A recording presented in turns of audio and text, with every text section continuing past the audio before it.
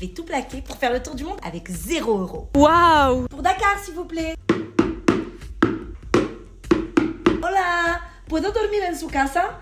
No tengo dinero, es para mi cadena YouTube. Ces comportements de personnes venant de pays riches occidentaux, voyageant gratuitement dans des pays plus pauvres du sud global, ont un nom, le begpacking. La contraction de beg, mendier, et backpacking, voyager en sac à dos. En gros, il s'agit de mendier pour voyager, souvent pour partager ses aventures sur les réseaux sociaux. Une pratique qualifiée de tourisme sans gêne par le journal Le Monde. Et d'ailleurs interdite en Thaïlande, ainsi que dans plusieurs pays d'Asie du Sud, paradis des backpackers. Mais pourquoi c'est grave de backpacker? Tout d'abord, voyager est un privilège. D'abord, un privilège de passeport. L'avocat en droit humain philippin Rafael Pangalangan comparait ainsi dans une tribune la facilité avec laquelle les touristes backpackaient dans son pays, pendant que les Philippins, eux, devaient faire face à de lourdes procédures de visa pour pouvoir quitter le territoire.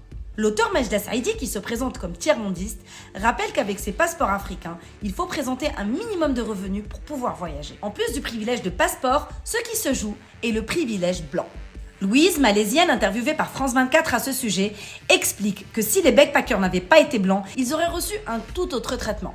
En Malaisie, où les exilés ne sont pas toujours bien traités. Idée que vient confirmer la voyageuse américaine Ellen Waite, qui affirme avoir eu le privilège de pouvoir tout plaquer pour voyager. Elle explique en effet que les voyageurs occidentaux non blancs, comme les femmes musulmanes ou les noirs américains, font face à de grandes difficultés en voyageant, comme des contrôles accrus aux aéroports ou la peur d'être victime de violences. Waite explique que les privilèges du voyageur sont avoir un passeport puissant, avoir un corps valide, être cisgenre, hétérosexuel, avoir accès à des soins médicaux, ne pas être d'une race persécutée, avoir la possibilité d'économiser, comme arrêter les lattés, plaisante l'auteur, avoir un filet de soutien économique en cas de problème, famille, amis, gouvernement. Ensuite, mendier est une question de survie. L'avocat Pangalangan rappelait dans sa tribune que les backpackers mendiaient à côté de locaux sans domicile, frappés d'une extrême pauvreté. Pour nous, c'est très bizarre. On ne comprend pas qu'on puisse demander de l'argent aux autres pour voyager. Mendier n'est pas un acte très valorisant. Ceux qui le font sont vraiment dans le besoin. C'est pour acheter de la nourriture, payer leur scolarité ou celle de leurs enfants, rembourser des dettes, mais pas pour quelque chose qui est considéré comme un luxe. Certains locaux pensent que les Occidentaux en vacances ont plus d'argent. Donc que s'ils se mettent à mendier, c'est qu'ils sont vraiment dans une situation difficile et qu'étant étrangers, ils sont loin de leur famille, donc qu'il faut les aider. C'est abuser de leur gentillesse et bienveillance. Et enfin, cette aventure repose sur un mythe colonialiste et orientaliste, comme l'explique Le Monde. Un terrain de jeu où on va oser des défis qu'on ne ferait pas chez soi. Le journal rappelle que l'orientalisme est la tendance de l'occidental à réduire un autre pays à sa teneur exotique ou folklorique, sans envisager ses habitants comme des égaux, considérant au contraire qu'ils sont au service de son plaisir et de son dépaysement.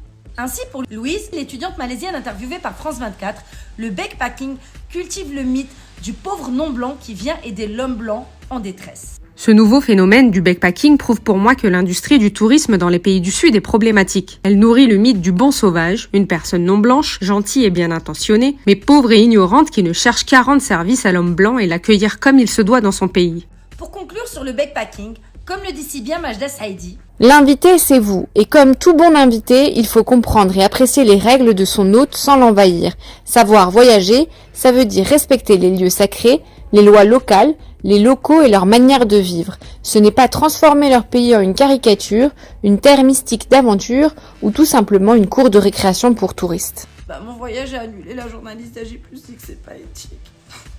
Oh non! Mais si, vous pouvez toujours voyager gratuitement, mais de manière éthique et responsable.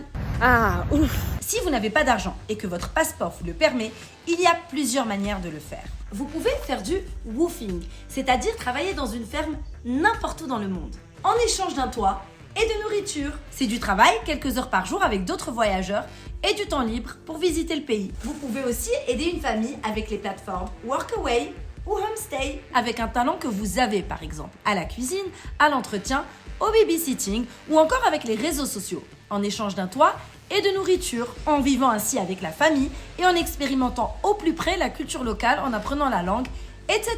Et moi, je vais où avec mon passeport. Si votre passeport donne accès à moins de pays, renseignez-vous sur la liste de pays que vous pouvez visiter sans visa ou avec visa à l'arrivée, ou encore sur les pays qui donnent un visa sans grande difficulté. Certains pays appliquent souvent la réciprocité et il y a souvent une liste de pays intéressants que l'on peut visiter. Et sinon, Que pensez-vous de ces alternatives au backpacking? Les avez-vous déjà essayées? Si oui, partagez avec nous votre expérience en commentaire.